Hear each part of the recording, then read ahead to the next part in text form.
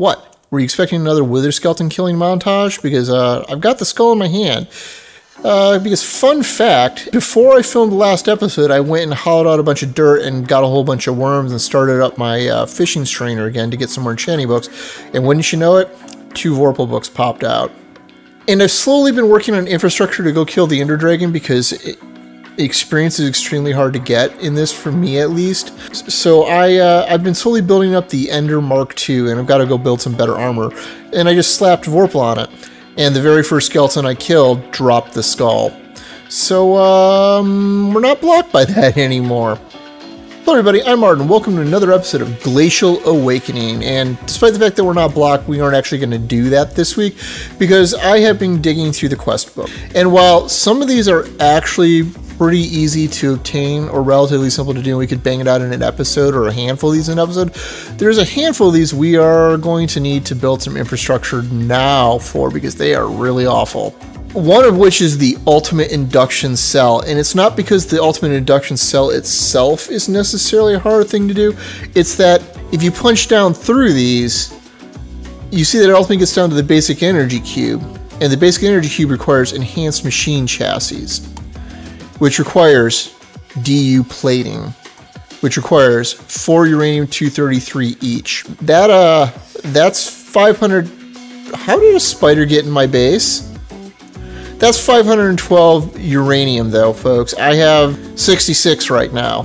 That's all that I've built up, despite with all of the other DU plating that I've made, and that I've all the power I've used in my fission reactor. So, sir, pardon me, you're gonna have to go. We don't serve your kind here.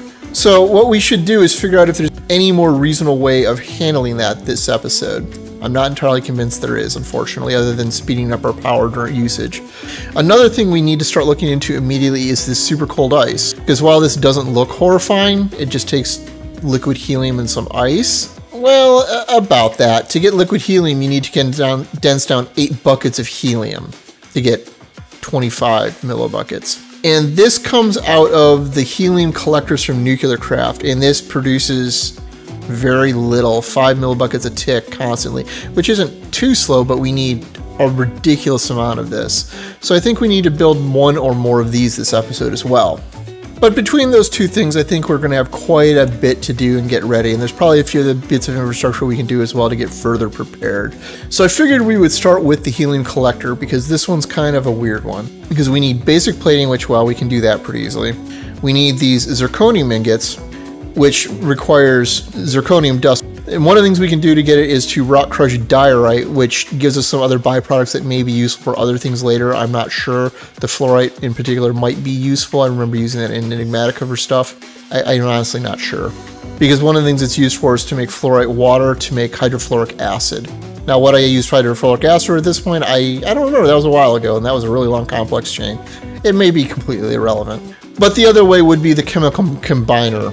And we can get fluorite from crushing up cobblestone. I mean, it gives a whole bunch of other things, and it might just be worth it just to start gathering some of this stuff and just chucking some of it in passively for now. But I think I'm just going to crush up the diorite because I do already have the rock crusher made. But this requires we have a means to get diorite because we can't mine it, not that I've found at least. And thankfully there's this recipe right here which uses these raw radiance quartz, which I have like 750 of or so.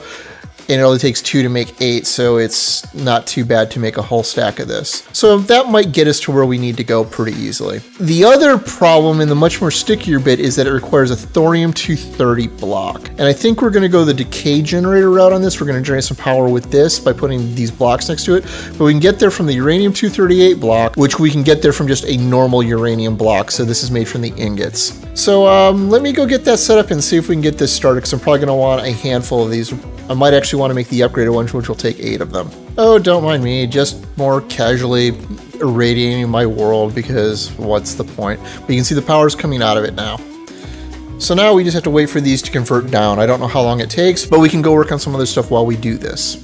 You know, like maybe upgrade the speed on the rock crusher, because this is just agonizingly slow. You know what, while we're waiting, I have realized I'm going to need blaze rods and blaze powder for stuff in the near future for a bunch of things. So we might as well get a deep mob learning model of it made and summon it here Although I now have some very, very serious reservations of having a whole bunch of flammable stuff near this altar, or, you know, vice versa. But summoning it's pretty simple. It's just blaze powder, blaze rod, which we can make from blaze powder in this pack, and then the spirit of birthing. And then I guess let's go over here to not have to worry about setting anything on fire.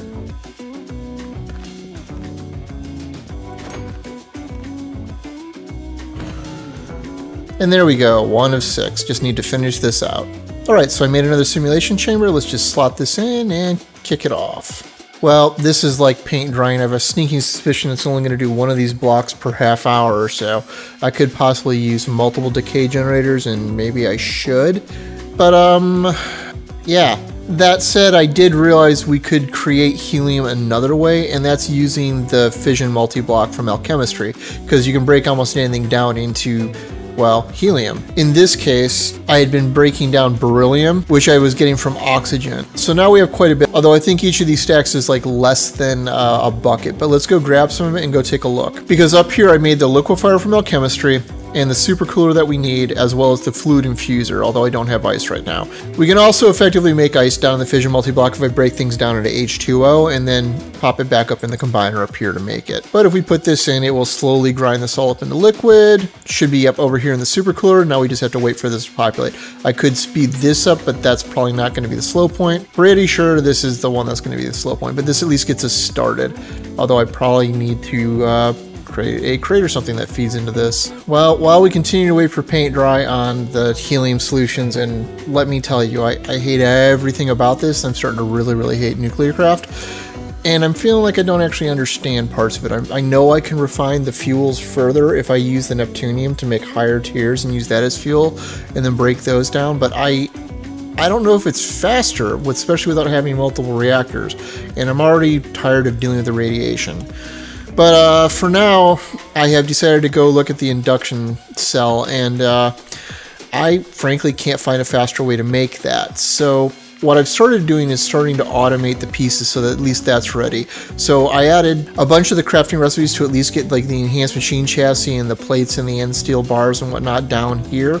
So that's ready to go. And I automated an alloy smelter and added that to my ME system. I actually finally ran an actual dense cable over here so that I can run a whole bank of machines along this wall. So at least we're starting to get organized.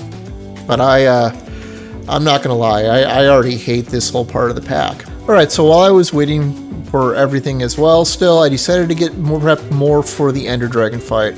So I made the Ender Bow, and I thankfully had an Infinity enchant from my Fission Strainer, so I added that power and unbreaking to it. I still need to add the empowered one, but I don't have XP. So I figured I can get some more XP while also fishing for Wither Skeleton skulls to create a deep map learning model for them. Because I'm going to need the skulls, but not necessarily to do this the hard way. Because while you can loot fabricate it from the wither, if I wanted to create a wither model, which would require killing 6 withers, well, probably 7 actually. One of the things I can do with extraterrestrial matter, as long as I have wither skeleton skulls and soul sand, is make nether stars. So, yeah, I may not actually have to fight a wither because I can be lazy. Because the pristine matter for the wither skeletons gives a bunch of skulls. Because just one matter gives 18 skulls, which seems a little absurd. So, yeah. Let's get this set up. Well, while I was waiting, I created patterns to automate the basic energy cube. I don't have all of the pieces completely automated. Some of it are things that I'm going to just have to feed in manually for now, or may not ever automate because they're not hard, things like the atomic reconstructor. Because I only need a finite amount of these things. It's a lot, but it's finite. I can just toss a bunch of stacks at it and just wait.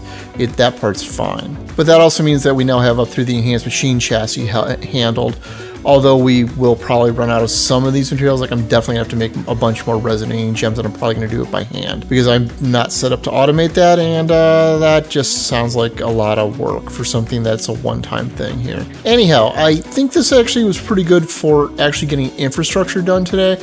Even though I've got nothing tangible finished, we've at least got the things that are going to take a while to process at least started. Anyhow, if you found this episode interesting and entertaining, please consider like or subscribe if you're new. As always, I'm Ard. Thank you for watching, and have a nice day.